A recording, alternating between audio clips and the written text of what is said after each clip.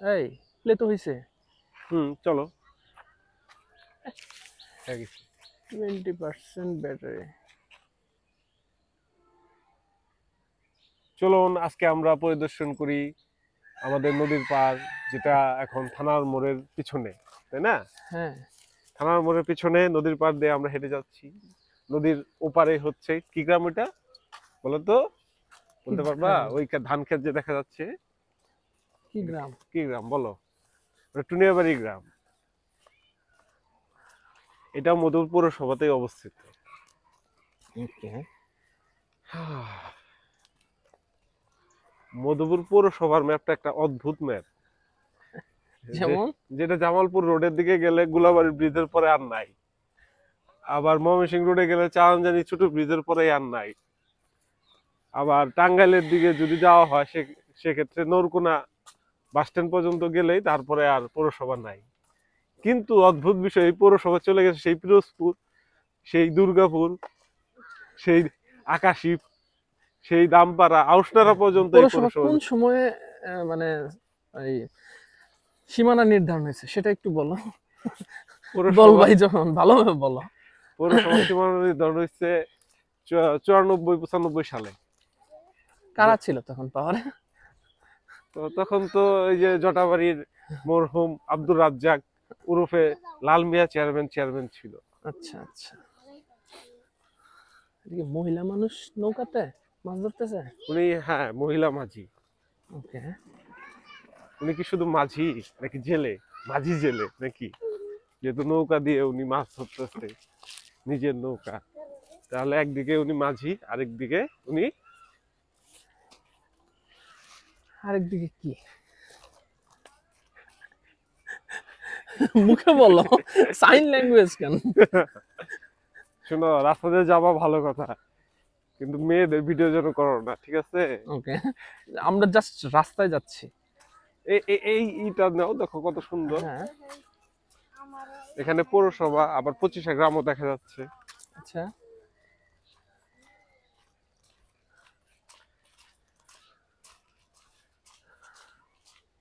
বলো তো, এটা কি গাছ?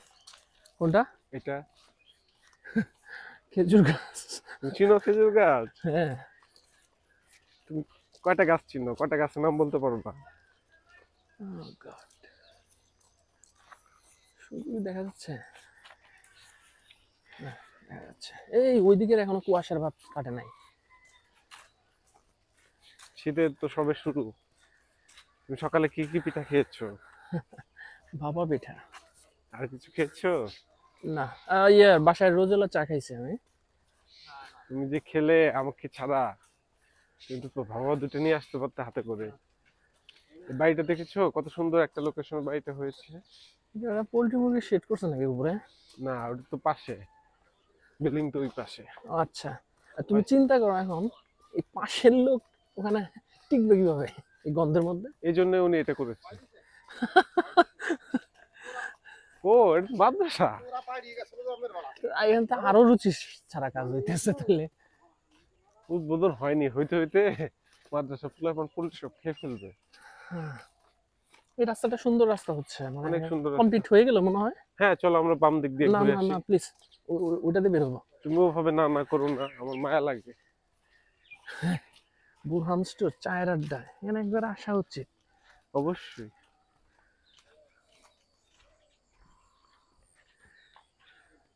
হ্যাঁ, এদিক দিয়ে যাই, এদিক দিয়ে যাইনি তো কখনো। আর আমরা প্রচুরবার গিয়েছি। না, রেডি হওয়ার পরে যাইনি, রেডি হওয়ার আগে হয়তো বা গেছি। ভালো জুমিং হয়তো। এই চৌধুরী, এখানে আসো, আসলাম। এই জিনিসটা দেখো,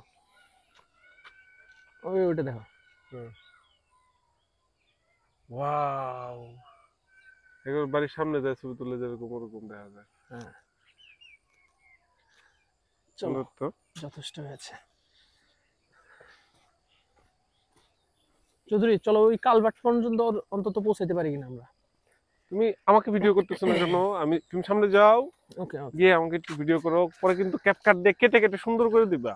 আরো সামনে যাও, আমি হেঁটে যাব একটা দাবাং টাইপের একটা, অথবা ধুম টাইপের, হাতে এত কিছু নিয়ে ওই টাইপের হাঁটা হবে। আর চল, আজকে আসলে কি হয়, কোন পর্যন্ত হয়, এটা দেখার বিষয়। এই সাদ্দাম, এখন ভিডিও কর, সামনে যা বেটা, ভুড়ি তুলতেছস তুই, আমি আরে বুঝছি। না, অর্ধেক উঠছে। আচ্ছা চল চল চল, অন্য রাস্তায় করবো না। ভাই ভাই machinery store Mymensingh girls, marketing করছো সেলের, গেঞ্জি নিছো গার্লফের। গার্লফ্রেন্ডও ছিলাম আমি। হাই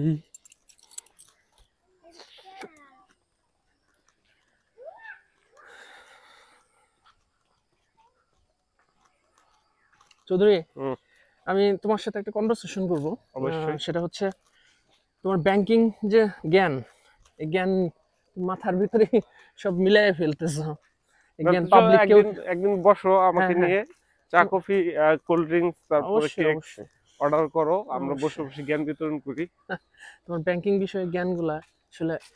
কিন্তু কিন্তু ব্যাংকিং এর কি কি টপিকে তুমি জ্ঞান চাও? ব্যাংকিং এ তো অনেক হ্যাঁ, টপিক আছে। হ্যাঁ, আমরা ওটা একটা মানে খসড়া তৈরি করবো, কি কি কোয়েশ্চেন, এবং তোমার নিজেরা তো জানা আছে যে যে এই জিনিসগুলো পাবলিকের জানা উচিত, হুম হুম হুম। ওই টাইপের কিছু। পাবলিকের তো সবার প্রথমে জানা উচিত যে একটা ঋণ নিলে, হ্যাঁ। ঋণ পরিশোধ না করলে সে কি কি ধরনের ঝামেলায় পড়তে পারে, আচ্ছা। এটা আগে জানা উচিত। তারপরে হইতেছে ঋণটা আসলে কখন কি অবস্থায় কোন ব্যবসায় পরিস্থিতি নেওয়া উচিত। হ্যাঁ, হ্যাঁ, ব্যবসায়ীদের কোন ধরনের বিনিয়োগে আসলে এই লোন গুলা, বিভিন্ন ধরনের লোন যে আছে। আমরা তো এটাই যাবো তাই না, ওই যে ওই কালভার্টের রাস্তা, হ্যাঁ অবশ্যই যাই। এটা দিয়ে তো ওই কালভার্টে যাবে নাকি?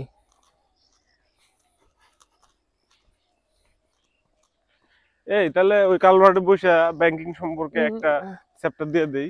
না আজকে না, কেন? আমাদের মনে হয় যে ইয়ে গিম্বেলের চার্জ যে কম, এটা তো খেয়াল করি। আচ্ছা তাহলে আমরা শাকিল রেস্টুরেন্ট বা ভালো কাকা, একটা কি খবর? পরিবেশে বসে দিমুনি। এই তো আলহামদুলিল্লাহ, হাঁটতেছি একটু। এই এখানে একটা ছোট্ট দোকান ছিল না সামনে, হুম।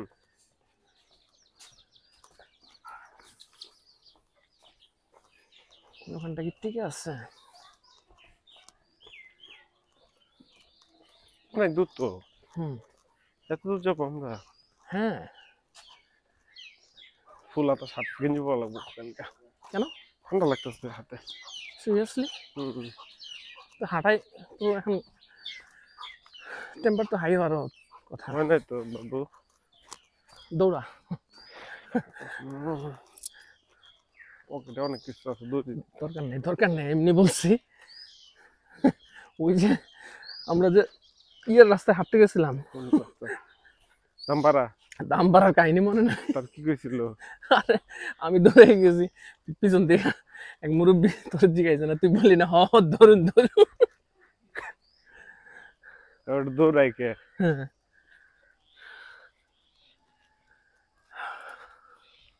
কত অভিজ্ঞতাই হয়েছে।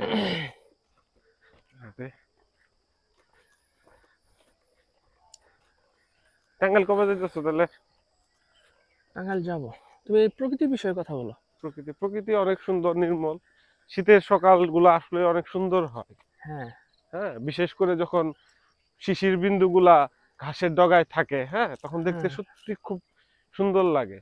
তুমি দেখো গাছের পাতাগুলো কত সবুজ লাগছে। হ্যাঁ, হ্যাঁ। কারণ একটু আগে কুয়াশা তাদেরকে ধুয়ে দিয়ে গেছে। Right right. আর তুমি কি একটা জিনিস জানো, এই শীত শুধু যে শিশির বিন্দু কুয়াশার শীত তা না। এই শীত বাঙালির গ্রামীণ ঐতিহ্যের শীত। এই শীতেই মানুষ তাদের যত আত্মীয় স্বজন, বন্ধু বান্ধব সবাই একত্রিত হয়। তারা বিভিন্ন ধরনের সামাজিক অনুষ্ঠানে, এমনকি একটা সময় ছিল এই দেশের 90% বিয়ে এই শীতেই আয়োজন হইতো। কারণ কি?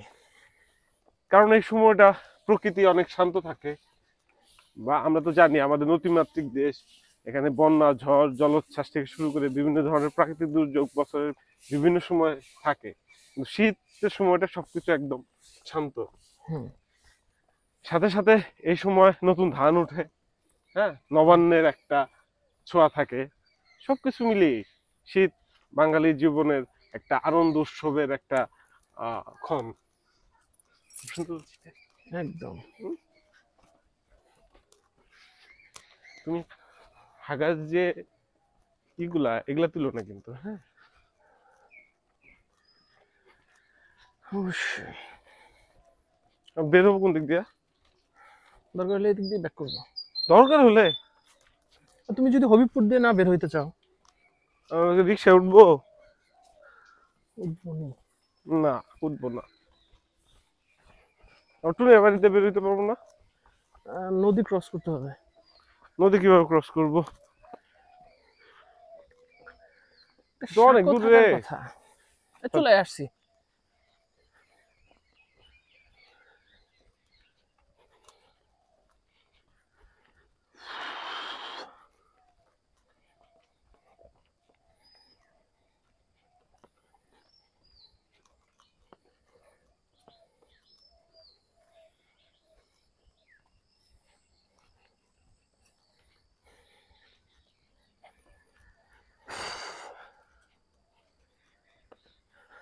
এই নদীর বাঘটা মারাত্মক।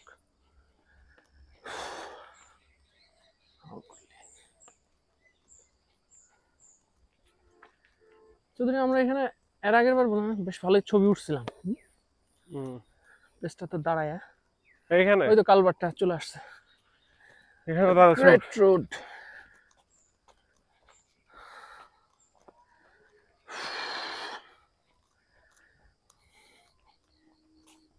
চলো কাঞ্চনজঙ্ঘা দেখে আসি, যাবা? কাঞ্চনজঙ্ঘা হুম, প্ল্যান করা যায়। তাহলে চলো বৃহস্পতিবার রাস্তায় চলে যাই।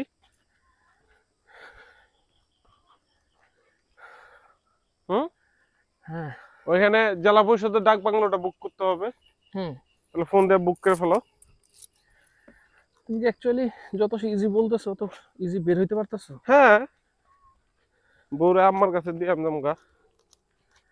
Very good. পুরো পানির টাইমে আমরা এখানে কখনো আসিনি, তাই না?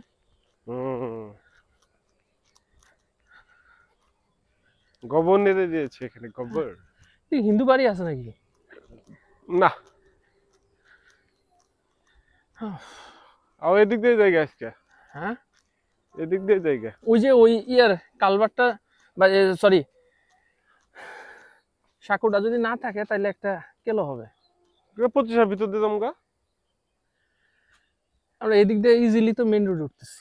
ওইটা পরে আবার অটো নিবা? হ্যাঁ। তো হাইটে গেলে তো মেলা দূর। গোবর তুলো না ভাইয়া, প্লিজ। গোবর তুলবো না। শোনো, সবচেয়ে অ্যাট্রাকটিভ লাগবে এইখান থেকে আলাদা একটা ভিডিও শুরু করো। ওকে। হ্যাঁ, চার্জে সিনার স্টপ করে আবার শুরু করো। আমি ওই পাশ থেকে হেঁটে হেঁটে আসি। হ্যাঁ, ঠিক আছে, সুন্দর হবো বিষয়টা। এখানে ঈদ তুলা রাখি, এটা একটা মনে করো সেই একটা ই হবে। এটা কি খাল? হালকা হালকা পানি প্রবাহিত হচ্ছে কিভাবে? খাল দিয়ে তো পানি প্রবাহিত হবে। না না, মানে এখন কিভাবে আসতেছে? এখন আসতেছে। এটা কি নদীর সাথে সংযোগ? কিন্তু নদীতে আইসা নামতেছে যে অবস্থা, এটা চুলটা যাওয়ার কথা নদীর থেকে। কেমনে যাবো, নদীতে তো পানি নাই।